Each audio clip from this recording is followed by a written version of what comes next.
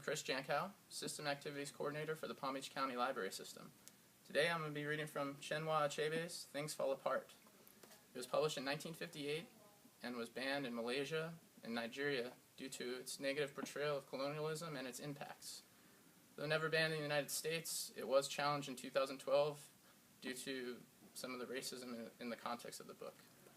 I'll start right at the beginning, where the reader is quickly introduced to the main character, Okonkwo. Okonkwo was well known throughout the 9 villages and even beyond. His fame rested on solid personal achievements.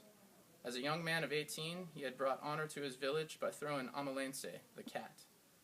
Amalense was the great wrestler, who for 7 years was unbeaten, from Umofia to Ambino.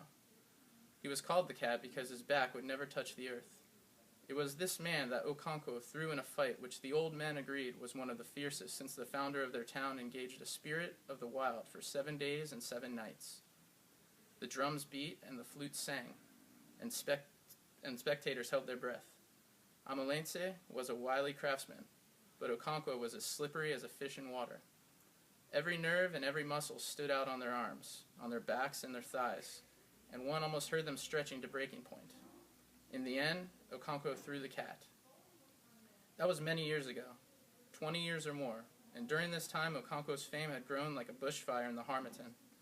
He was tall and huge, and his bushy eyebrows and wide nose gave him a very severe look. He breathed heavily, and it was said that when he slept, his wives and children in their houses could hear him breathe.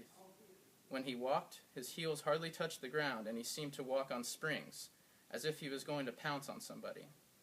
And he did pounce on people quite often. He had a slight stammer, and whenever he was angry and could not get his words out quickly enough, he would use his fists. He had no patience with unsuccessful men. He had no patience with his father.